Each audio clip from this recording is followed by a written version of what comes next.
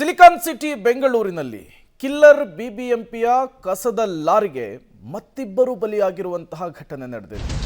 ಈ ಮೂಲಕ killer BBMP ಕಸದ ಲಾರಿಯ ವೇಗಕ್ಕಿಲ್ವಾ ಬ್ರೇಕ್ ಅನ್ನುವಂತಹ ಪ್ರಶ್ನೆ ಮುನ್ನೆಲೆಗೆ ಬರ್ತಾ ಇದೆ. ಬಿಬಿಎಂಪಿ ಕಸದ ಲಾರಿಯ ಡಿಕ್ಕಿ ಹೊಡೆದಂತಹ ಪರಿಣಾಮ ಇಬ್ಬರು ಸ್ಥಳದಲ್ಲಿಯೇ ಸಾವನ್ನಪ್ಪಿದ್ದಾರೆ. ಬೆಂಗಳೂರಿನ ಥಣಿಸಂದ್ರದ ಮುಖ್ಯ ರಸ್ತೆಯಲ್ಲಿ ಈ ದುರ್ಘಟನೆ ನಡೆದಿದೆ. ದ್ವಿಚಕ್ರ ವಾಹನದಲ್ಲಿ ಹೋಗ್ತಾ ಇರ್ತಾರೆ ಮಹಿಳೆಯರಿಬ್ಬರು. ಅವರಿಗೆ ಈ ಬಿಬಿಎಂಪಿ ಕಸದ ಲಾರಿ ಡಿಕ್ಕಿ ಹೊಡೆಯುತ್ತೆ ಅತಿ ವೇಗವಾಗಿ ಬಂದು. ಲಾರಿ ಚಾಲಕನನ್ನ ವಶಕ್ಕೆ ಪಡೆದುಕೊಂಡಿದ್ದಾರೆ ಪೊಲೀಸರು, ವಿಚಾರಣೆಗೆ ಒಳಪಡಿಸ್ತಾ ಇದ್ದಾರೆ. ಕಿಲ್ಲರ್ ಬಿಬಿಎಂಪಿ ಕಸದ ಲಾರಿಯ ವೇಗಕ್ಕೆ ಬ್ರೇಕ್ ಇಲ್ವಾ, ಮಿತಿ ಇಲ್ವಾ ಅನ್ನುವಂತಹ ಪ್ರಶ್ನೆ ಮತ್ತೊಮ್ಮೆ ಮುನ್ನೆಲೆಗೆ ಬಂದಿದೆ. ಪ್ರತಿ ಬಾರಿ ಈ ರೀತಿಯ ಅವಘಡ ಆದಂತಹ ಸಂದರ್ಭದಲ್ಲಿ, ಪ್ರತಿ ಬಾರಿ ಈ ರೀತಿಯ ಬಲಿಯಾದಂತಹ ಸಂದರ್ಭದಲ್ಲಿ ಈ ಪ್ರಶ್ನೆ ಮುನ್ನೆಲೆಗೆ ಬರುತ್ತೆ. ಬೃಹತ್ ಬೆಂಗಳೂರು ಮಹಾನಗರ ಪಾಲಿಕೆ ಅರ್ಥಾತ್ ಬಿಬಿಎಂಪಿ ಅಷ್ಟೋ ಇಷ್ಟೋ ಪರಿಹಾರವನ್ನು ಕೊಡುತ್ತೆ, ಈ ಲಾರಿಗಳ ವೇಗಕ್ಕೆ ಬ್ರೇಕ್ ಹಾಕ್ತೀವಿ ಅಂತ ಹೇಳ್ಕೊಂಡು ಬಂದಿದೆ. ಬಟ್ ಇಲ್ಲಿಯವರೆಗೂ ಆ ಕೆಲಸ ಆಗಿಲ್ಲ. ವರ್ಷದ ಮೊದಲ ವಾರದಲ್ಲಿಯೇ ಬಿಬಿಎಂಪಿಯ ಕಸದ ಲಾರಿಗೆ ಇಬ್ಬರು ಮಹಿಳೆಯರು ಬಲಿಯಾಗಿರುವಂತಹ ಘಟನೆ ಬೆಂಗಳೂರಿನಲ್ಲಿ ನಡೆದಿರುವಂಥದ್ದು. ಈ ಮೂಲಕ ಈ ಕಸದ ಲಾರಿಗೆ ಬಲಿಯಾಗುವವರ ಸಂಖ್ಯೆ ದಿನದಿಂದ ದಿನಕ್ಕೆ ಜಾಸ್ತಿ ಆಗ್ತಾ ಇದೆ. ಕಳೆದ ವರ್ಷ ಸಾಕಷ್ಟು ಸಾವು ನೋವುಗಳು ಈ ಬಿಬಿಎಂಪಿ ಕಸದ ಲಾರಿಯಿಂದ ಸೃಷ್ಟಿಯಾಗಿತ್ತು.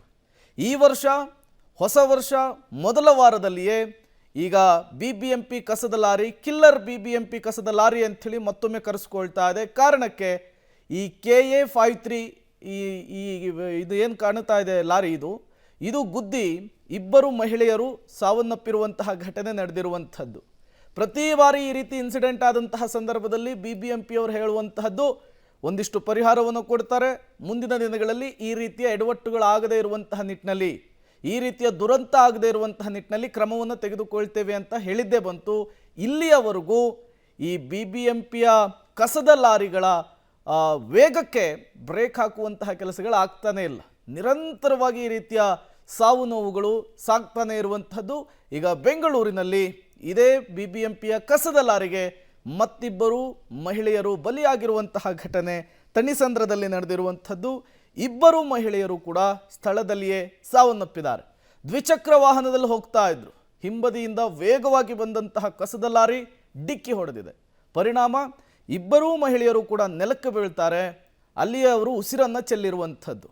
ಈಗ ಅವರ ಮೃತದೇಹವನ್ನು ಸ್ಥಳೀಯ ಆಸ್ಪತ್ರೆಗೆ ರವಾನಿಸುವಂತಹ ಕೆಲಸ ಆಗಿದೆ. ಮತ್ತೊಂದು ಕಡೆ ಕುಟುಂಬಸ್ಥರ ಆಕ್ರಂದನ ಮುಗಿಲು ಮುಟ್ಟಿದೆ. ಮಗದೊಂದು ಕಡೆ ಪೊಲೀಸರು ಆ ಕಸದ ಲಾರಿಯ ಚಾಲಕನನ್ನು ವಶಕ್ಕೆ ಪಡೆದುಕೊಂಡು ವಿಚಾರಣೆಯನ್ನು ನಡೆಸ್ತಾ ಇದ್ದಾರೆ. ಏನಾದರೂ ಪಾನಮತ್ತನಾಗಿದ್ನಾ ಅಥವಾ ನಿದ್ದೆಗೆಟ್ಟಿದ್ನಾ ಎಲ್ಲವೂ ಕೂಡ ಗೊತ್ತಾಗಬೇಕಲ್ವಾ. ಹಾಗಾಗಿ ಇನ್ವೆಸ್ಟಿಗೇಷನನ್ನು ನಡೆಸ್ತಾ ಇರುವಂಥದ್ದು. ಈ ಮೂಲಕ ಬೆಂಗಳೂರಿನಲ್ಲಿ ಕಸದ ಲಾರಿಯ ಅಟ್ಟಹಾಸ ಮತ್ತೆ ಮುಂದುವರೆದಿರುವಂಥದ್ದು. ಈ ಕಸದ ಲಾರಿ ಕಿಲ್ಲರ್ ಬಿಬಿಎಂಪಿ ಕಸದ ಲಾರಿ ಅನ್ನುವಂತಹ ಕುಖ್ಯಾತಿಯನ್ನು ಪಡೆದುಕೊಂಡಿದೆ. ಮತ್ತಷ್ಟು ಡೀಟೇಲ್ಸ್ ಅನ್ನು ಕೊಡ್ತಾರೆ ನಮ್ಮ ಪ್ರತಿನಿಧಿ ರಾಘು, ದೂರವಾಣಿ ಸಂಪರ್ಕದಲ್ಲಿ ಜಾಯ್ನ್ ಆಗಿದ್ದಾರೆ. ರಾಘು, ಪ್ರತಿ ಬಾರಿ ಈ ರೀತಿಯ ಘಟನೆ ಆದಂತಹ ಸಂದರ್ಭದಲ್ಲಿ ಬಿಬಿಎಂಪಿ ಅಷ್ಟೋ ಇಷ್ಟೋ ಪರಿಹಾರವನ್ನು ಕೊಡುತ್ತೆ, ಅದಾದ ಮೇಲೆ ಈ ರೀತಿ ಎಡವಟ್ಟುಗಳಾಗದೇ ಇರುವ ನಿಟ್ಟಿನಲ್ಲಿ ಕ್ರಮ ತೆಗೆದುಕೊಳ್ತೇವೆ ಅಂತ ಹೇಳುತ್ತೆ. ಬಟ್ ಅದಿಷ್ಟು ಕೂಡ ಹೇಳಿದ್ದೇ ಬಂತು, ಯಾವುದೂ ಕೂಡ ಕಾರ್ಯರೂಪಕ್ಕೆ ಬಂದಿಲ್ಲ. ಅದರ ಪರಿಣಾಮ ಇವತ್ತು ಬೆಂಗಳೂರಿನಲ್ಲಿ ಮತ್ತಿಬ್ಬರು ಈ ಬಿಬಿಎಂಪಿಯ ಕಸದ ಲಾರಿಗೆ ಬಲಿಯಾಗಬೇಕಾದಂತಹ ಪರಿಸ್ಥಿತಿ. ಸದ್ಯಕ್ಕೆ ಈ ವಿಚಾರಕ್ಕೆ ಏನೆಲ್ಲ ಬೆಳವಣಿಗೆಗಳಾಗ್ತಾ ಇದೆ, ಕುಟುಂಬಸ್ಥರಿಗೆ ಮಾಹಿತಿ ಹೋಗಿ ತಲುಪಿದೆಯಾ, ಏನಿದೆ ಡೀಟೇಲ್ಸ್ ರಾಘು? ಖಂಡಿತವಾಗಿಯೂ ಪ್ರೇಮ್, ಅದಕ್ಕೆ ಸಂಬಂಧಪಟ್ಟಂತೆ ಅದಕ್ಕೆ ಒಂದು ಬೆಸ್ಟ್ ಎಕ್ಸಾಂಪಲ್ ಇವತ್ತಾಗಿರುವಂತಹ ಘಟನೆ ಕೂಡ ಅಂತ ಹೇಳಿದ್ರೆ ತಪ್ಪಾಗ್ಲಿಕ್ಕಿಲ್ಲ. ಬೆಳಗ್ಗೆ 11:40 ಸುಮಾರಿಗೆ ಈ ಘಟನೆ ನಡೆದಿರುವಂತದ್ದು. ಥಣಿಸಂದ್ರ ಮುಖ್ಯ ರಸ್ತೆ ಏನಿದೆ, ಆ ಥಣಿಸಂದ್ರ ಮುಖ್ಯ ರಸ್ತೆ ನಾಗವಾರ ಟು ಥಣಿಸಂದ್ರ ಮುಖ್ಯ ರಸ್ತೆಯಲ್ಲಿ ದ್ವಿಚಕ್ರ ವಾಹನ ಬೈಕ್ ನಲ್ಲಿ ಇವರಿಬ್ರು ಕೂಡ ಹೋಗ್ತಾ ಇರ್ತಾರೆ. ಹೋಗುವಂತ ಸಂದರ್ಭದಲ್ಲಿ ಮಹಿಳೆಯರು ರೈಟ್ ಇಂದ ಲೆಫ್ಟ್ ಹೋಗೋದಕ್ಕೆ ಬಂದಿದ್ದಾರೆ. ಅದೇ ಸಂದರ್ಭದಲ್ಲಿ ವಾಹನ ಗಮನಿಸದೆ ಆ ಚಾಲಕ ಏನಿದ್ದ ಚಾಲನೆಯನ್ನ ಮಾಡಿದ್ದಾರೆ. ಈ ಸಂದರ್ಭದಲ್ಲಿ ಅವರಿಬ್ಬರ ಮೇಲೂ ಕೂಡ ವೆಹಿಕಲ್ ಹತ್ತಿದೆ. ಸೊ ಆ ಸಂದರ್ಭದಲ್ಲಿ ಅವರಿಬ್ರು ಕೂಡ ಸ್ಥಳದಲ್ಲೇ ಮೃತಪಟ್ಟಿದ್ದಾರೆ. ಸದ್ಯ ಎರಡೂ ಮೃತದೇಹಗಳನ್ನ ಸ್ಥಳೀಯ ಆಸ್ಪತ್ರೆಗೆ ರವಾನೆ ಮಾಡುವಂತ ಕೆಲಸಗಳಾಗಿದೆ. ಜೊತೆಗೆ ಅವರ ಸ್ಥಳೀಯರಿಗೂ ಅವರ ಮನೆಯವರು ಏನಿದ್ರು ಅವ್ರಿಗೂ ಕೂಡ ಮಾಹಿತಿಯನ್ನು ಕೊಡುವಂತ ಕೆಲಸಗಳಾಗಿದೆ. ನಾಜಿಯಾ ಸುಲ್ತಾನ್, ನಾಜಿಯಾ ಇರ್ಫಾನ್ ಅಂತ ಹೇಳಿ ಮಹಿಳೆಯರ ಇಬ್ಬರ ಹೆಸರು ಕೂಡ, ಒಬ್ರು 30 ವರ್ಷದವರು ಮತ್ತೊಬ್ರು 32 ವರ್ಷದವರು. ಇಬ್ರು ಕೂಡ ಮನೆಯಿಂದ ಹೊರಟಿರ್ತಾರೆ. ಮನೆಯಿಂದ ಹೊರಟಂತ ಸಂದರ್ಭದಲ್ಲಿ ಕೆಲಸದ ನಿಮಿತ್ತ ಹೋಗುವಂತ ಸಂದರ್ಭದಲ್ಲಿ ಈ ರೀತಿಯಾದಂತ ಅವಘಡ ಸಂಭವಿಸಿರುವಂತದ್ದು. ಸದ್ಯಕ್ಕೆ ಆ ಚಾಲಕ ಏನಿದ್ದ ಕಸದ ಲಾರಿ ಚಾಲಕನನ್ನ ಬಂಧಿಸಲಾಗಿದೆ. ಜೊತೆಗೆ ಆತ ಏನಾದ್ರು ಮದ್ಯಪಾನ ಮಾಡಿದ್ದ ಹೇಗೆ ಅನ್ನುವಂತ ಪ್ರಾಥಮಿಕ ಮಾಹಿತಿಯನ್ನ ಕಲೆ ಹಾಕುವಂತ ಕೆಲಸವನ್ನ ಪೊಲೀಸರು ಮಾಡ್ತಾ ಇದ್ದಾರೆ. ಸದ್ಯಕ್ಕೆ ಆತನನ್ನ ವಶಕ್ಕೆ ಪಡೆದು ಏನಾಯ್ತು ಯಾಕೆ ಎನ್ನುವಂತಹ ಮಾಹಿತಿಯನ್ನ ಕಲೆ ಹಾಕುವಂತ ಕೆಲಸವನ್ನ ಸದ್ಯ ಪೊಲೀಸರು ಮಾಡ್ತಾ ಇದ್ದಾರೆ. ಪ್ರೇಮ್. ರಘು, ಈ ಬೆಂಗಳೂರು ವ್ಯಾಪ್ತಿಯಲ್ಲಿ ಕಸದ ಲಾರಿ ಈ ರೀತಿ ಜನರನ್ನ ಅಥವಾ ಅಮಾಯಕರನ್ನ ಬಲಿ ಪಡೆದುಕೊಳ್ಳುವಂಥದ್ದು ಇದೇ ಮೊದಲಲ್ಲ. ಈ ಹಿಂದೆಯೂ ಕೂಡ ಹಲವು ಬಾರಿ ಆಗಿದೆ. ಕಸದ ಲಾರಿಯ ವಿಚಾರಕ್ಕೆ ಬಿಬಿಎಂಪಿಯ ನಡೆಯ ವಿರುದ್ಧಕ್ಕೆ ವ್ಯಾಪಕ ಆಕ್ರೋಶ ಕೂಡ ವ್ಯಕ್ತವಾಗ್ತಾ ಇದೆ.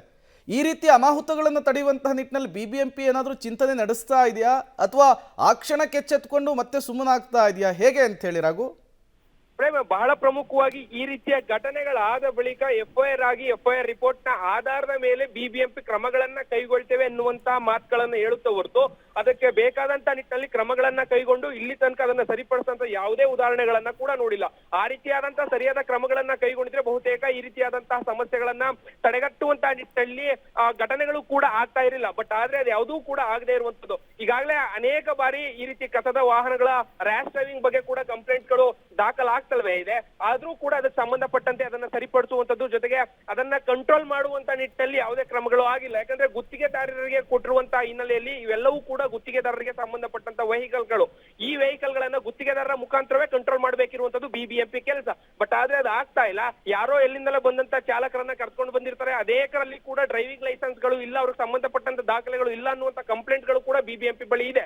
ಹೀಗಿದ್ರೂ ಕೂಡ ಅದನ್ನ ಸರಿಪಡಿಸುವಂತ ಕೆಲಸಗಳಾಗಿಲ್ಲ. ಸೊ ಇದೇ ಕಾರಣಕ್ಕೆ ಗುತ್ತಿಗೆದಾರರು ನಿರ್ಲಕ್ಷ್ಯ, ಜೊತೆಗೆ ಅವರು ನೇಮಕ ಮಾಡಿಕೊಳ್ಳುವಂತಹ ಚಾಲಕರ ನಿರ್ಲಕ್ಷ್ಯದಿಂದ ಇವತ್ತು ನಗರದ ಅನೇಕ ಕಡೆಗಳಲ್ಲಿ ಈ ರೀತಿಯಾದಂತಹ ಘಟನೆಗಳು ಆಗ್ತಾ ಇದೆ.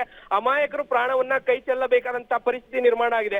ಆದ್ರೂ ಕೂಡ ಬಿಬಿಎಂಪಿ ಸರಿಯಾಗಿ ಕ್ರಮ, ಜೊತೆಗೆ ಅದಕ್ಕೆ ರಿಯಾಕ್ಟ್ ಮಾಡುವಂತ ಕೆಲಸವನ್ನ ಕೂಡ ಇಲ್ಲಿ ತನಕ ಬಿಬಿಎಂಪಿ ಮಾಡಿಲ್ಲ. Prem. Okay, thank you Raghu ತಮ್ಮೆಲ್ಲ ಮಾಹಿತಿಗಾಗಿ. ಬ್ಯಾಕ್ ಟು ಬ್ಯಾಕ್ ಈ ರೀತಿ ಇನ್ಸಿಡೆಂಟ್ಗಳು ಆಗ್ತಾ ಇರೋದ್ರಿಂದ ಜನರಿಗೆ ಕಸದ ಲಾರಿ ನೋಡಿಬಿಟ್ರೇ ಭಯ ಬರ್ತಾ ಇದೆ. ಹಾಗಾಗಿ ಬಿಬಿಎಂಪಿ ಒಂದಿಷ್ಟು ಕ್ರಮಗಳನ್ನು ತೆಗೆದುಕೊಳ್ಬೇಕು. ಈ ರೀತಿ ಅನಾಹುತಗಳಾಗದೇ ಇರುವಂತಹ ನಿಟ್ಟಿನಲ್ಲಿ ಏನಾದರೂ ಹೊಸ ಕ್ರಮಗಳನ್ನು ಜಾರಿಗೆ ತರುವಂತಹ ಅವಶ್ಯಕತೆ ತುಂಬ ಇದೆ. ಅಮಾಯಕರ ಜೀವವನ್ನು ರಕ್ಷಿಸಬೇಕಾದಂತಹ ಅವಶ್ಯಕತೆಯೂ ಕೂಡ ಇರುವಂಥದ್ದು.